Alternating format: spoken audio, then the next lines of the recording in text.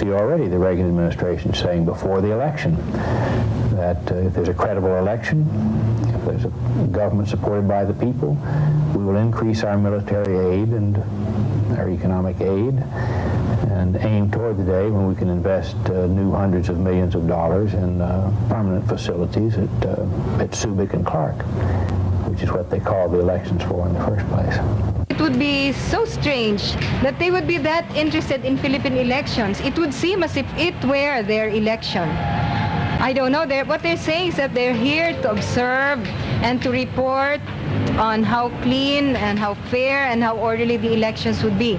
I wonder how valid the information which they will later on disseminate to the rest of the world. I wonder how valid the information they would get would be, because if they're coming in only now, and even if they came in, let's say, a month ago, well, there is so much intricacy in this thing of fraud in Philippine elections.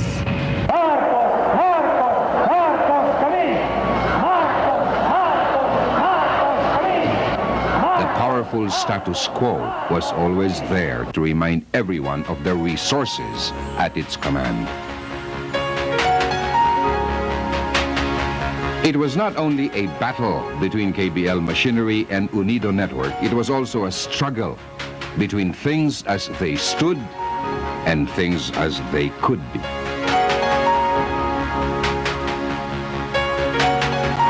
The communist insurgency had been the Marcos excuse for thorough militarization of Philippine society. Now, there was a frantic attempt to link Cory Aquino to the communists. The way these opponents of mine are conducting themselves, the first thing that they will do if they ever win is they will deprive you of the right to choose. Why? Because that is the way the communists run a government. Meron tayong hinaharap na kutunggali na nais niyang palta ng ating lipunan na hindi makadiyos sapagkat ang sabi niya ay will abrogate the bases dito sa Pilipinas. At tapos anong mangyayari, mga kababayan? Makakabukas ang ating mga pinto sa komunismo, at pagkatapos ang sabi niya, ililegalize daw niya ang komunismo dito. Mga kababayan, ito ay panganib para sa ating lipunan. There was also an attempt to play on her lack of political experience. Hindi kailanman humawak ng anuman tungkulin sa bayan. Kahit chairman man lamang ng kabataang barangay. Paano ka naman makakagawa ng pagbabago sa bayan? Ang isang walang karanasan at walang alam sa pagpapalakad ng gobyerno. Ako po'y babae. Natural lang na may pusong babae. Isip babae. Disposisyong babae. Tatapatin ko po kayo. Hindi ko ito magagampanan. Bakit natin kinakailangan iboto ang ang wala pang karanasan? Sapagkat itong may karanasan na nga, matalino na nga ang tao, kumikrisis ang Pilipinas.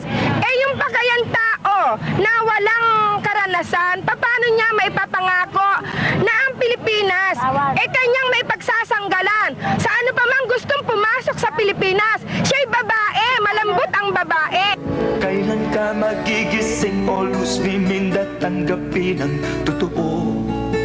Huwag ka nang magbubulag-bulagan pa, hindi na siya magbabago. Ginagawa kanyang laruan, pinapaikot-ikot ang iyong ulo.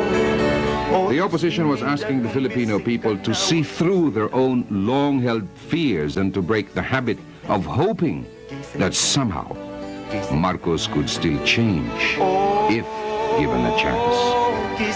The awful reality about these elections was a formidable state machinery geared for systematic fraud and violence. The law itself, which is supposed to safeguard the sanctity of the ballot or to make the elections an expression of popular will, the laws that are supposed to do this are themselves manipulated. Opposition materials were given airtime only on the last days of the campaign period. When we took these commercials to Broadcast City, which houses channels 9, 13, and 2, I think, we were told that we had to go to the Movie and Television Review and Classification Board. And we argued that during election time, it is the COMELEC which has jurisdiction over campaign material, and nowhere in the election code does it say that TV commercials have to be censored. We know that this election has already been rigged to the point that the system for a massive fraud has already been established long before election. As a head of a national teacher organization, we know this for a fact because our teachers are reporting how they have been massively bribed to perpetuate and to put in place the system for this massive fraud for the coming election. It is important that the political parties change themselves here. Kailangan lagyan ng lubid at talagang talin. Why? Sapagat usually may handang ng ballot box exactly the same with all the electoral returns. It only takes 2 minutes for that each to switch the each. What they're saying is they should not be involved in the quick count itself, that they should report yes, that they should get involved no. That's all. It's not very simple. Because media has no business getting involved in a quick count. Their function is to report the quick count, but never to get involved in the quick count. We are now told that it is not yet final. But it turns out it is in a resolution dated January 17 or a week ago. Now we are being hoodwinked. What are you being about? Be more careful. We have been told that there is no such thing yet. What is no such thing? Law already says that there will be an advanced tabulation of election results. No, sir. No, sir. The system of bringing that about has not yet been determined. Why are you so insistent on twisting the facts? I'm not twisting the facts, sir. It just so happens that there is a resolution in black and white, and the chairman said that there is a proposed. So I'm asking now, if there is a proposal, why is it that the bulletin keeps on publishing here that there is a quick count? On December 24, when NOMPREL was finally accredited, we manifested before the Commission on Election that we will do a quick count, and they had no objection. We agreed with the Commission on Election about a month ago that we would like to do accept that invitation for a joint COMELEC-NOMPREL quick count. The following day, they changed their mind, and they said, no, we don't want, let's do it 2 separate ways.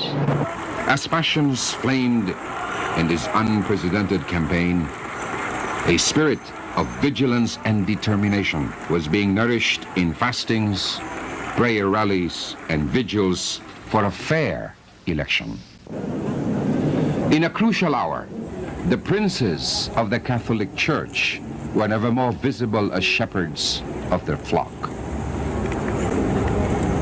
Amidst the uncertain shadows cast by our national crisis, let us share with one another our trust and sincerity. Let us break our pride and share our love for one another, for the presence of Christ to enter the hearts of the men and women responsible for protecting our democratic processes in the coming elections.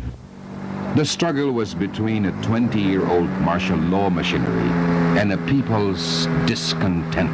This time, this year, for this election, I think many are quiet, silent, but they will vote according to their conscience when they go to the precinct hall. Besides 500,000 NAMPREL volunteers, there was the Operacion Laban sa Mandaraya network from all levels of society.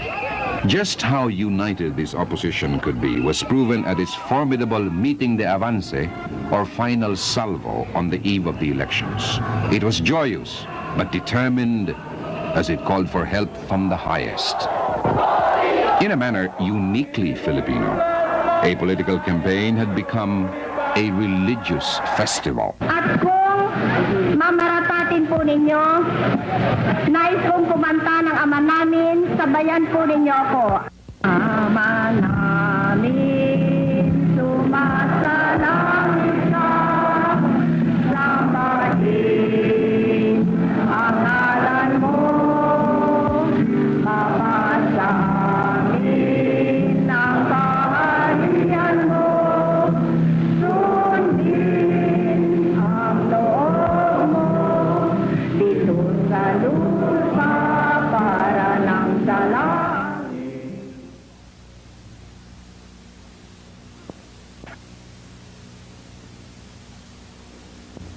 Early in the morning of February 7, it was obvious that the ruling party did not intend to honor the law. These are supposed to be illegal in the sense na there is a provision that 30 meters away from the polling places wala na hong pwedeng, i-display ng mga campaign materials.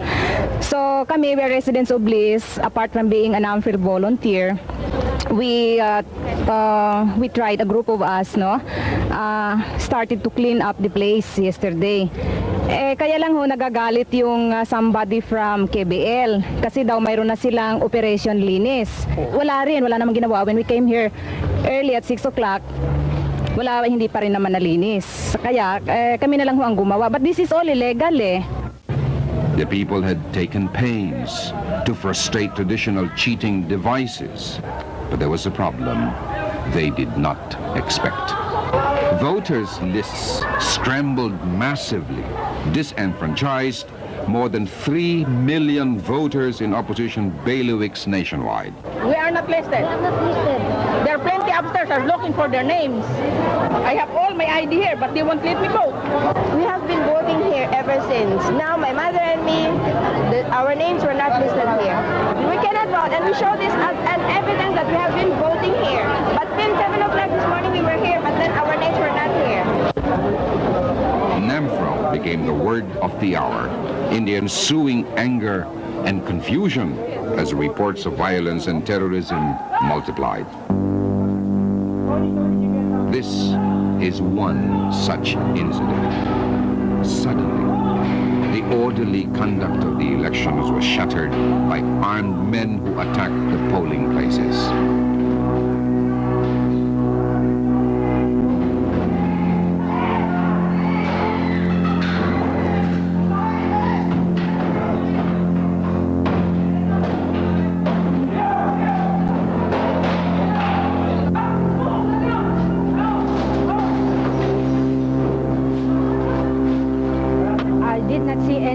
After one grabbed the other one and the other one grabbed the other one. And so we all entered the precincts and locked the door, but we could hear the fighting and the noise.